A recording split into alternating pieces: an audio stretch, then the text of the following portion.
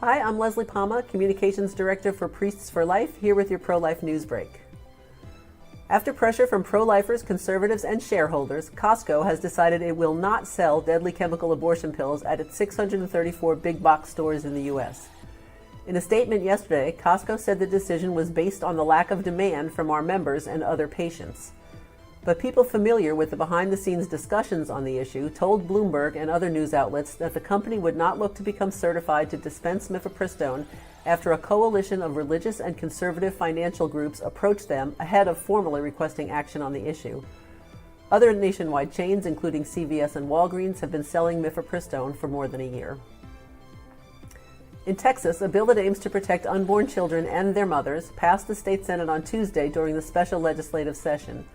The bill would prohibit the manufacture, distribution, mailing, delivery, and prescribing of abortion-inducing pills, as well as allow private citizens to file suit against people or companies that manufacture or distribute the pills in the state. The bill is now in the hands of the Texas House, which voted it down earlier this year. Good news for the unborn in Indiana this week, where the State Court of Appeals upheld a law protecting most babies from abortion.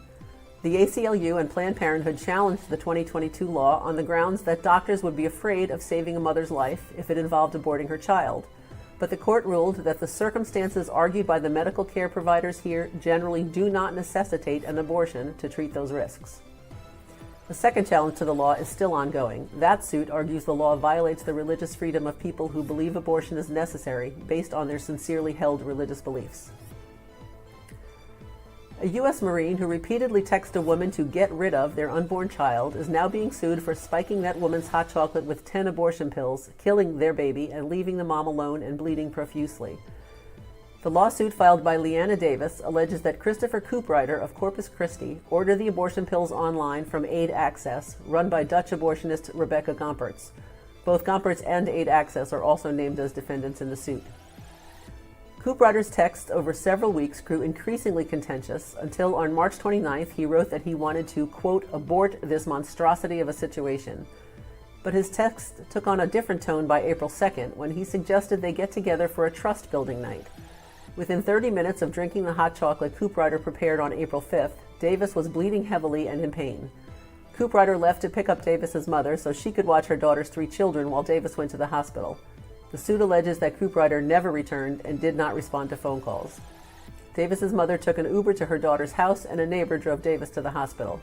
Baby Joy died at 8 weeks gestation. The plot thickens in Fairfax County, Virginia, where Governor Glenn Youngkin, a pro-life Republican, announced on Wednesday that state police will investigate allegations that an employee of the Fairfax County public school system had arranged abortions for students without notifying their parents, a violation of state law. As I reported last week, district officials said they had just learned about the allegations, but it now appears they may have known about the allegedly illegal behavior since at least May. The story came to light when freelance journalist Walter Kurt published a Substack about a teacher at Centerville High School who was told by a student that a school social worker was pressuring her to have an abortion. The teacher alerted school officials. Catholic Vote reported last week that the social worker arranged an abortion in 2021 for a 17-year-old and made an appointment for a second student. That second girl walked away from the abortion center, then told her teacher about the social worker's involvement. Kurt reported that the teacher met with a school district investigator on May 2nd of this year, and a recording from that meeting revealed that the teacher originally reported the situation in 2022 to a man who was then the principal at Centerville High. District officials sent a letter to families on August 7th saying they had only learned of the situation a few days prior. In an email to Catholic Vote, officials declined to comment on Kurt's allegations, saying it was an ongoing personnel matter. Now it's in the hands of the state police. A Michigan judge has kept in place a decades-long ban on Medicaid-funded abortion. Michigan voters in 2022 approved an amendment that invented a right to abortion in the state constitution, and laws protecting the unborn have been falling ever since. But taxpayers, for the moment, will not have to pay for abortion. The judge said the YWCA Kalamazoo, which brought the suit challenging the ban, does not have legal standing to do so. Meanwhile, in Maine, a chain of abortion sellers is suing the Trump administration to get back the Medicaid funding they lost as a result of the One Big Beautiful Bill the president signed July 4th. Doctors and scientists in Europe and Iraq published a study this week that suggests the abortion drug mifepristone might show promise in treating some forms of breast cancer, but that stigma around the drug is preventing pharmaceutical companies from investigating its potential. 3 small studies performed since 2008 have found that mifepristone can limit the effect of the hormone progesterone, which drives the cell growth found in breast cancer. But does Big Pharma really care about stigma?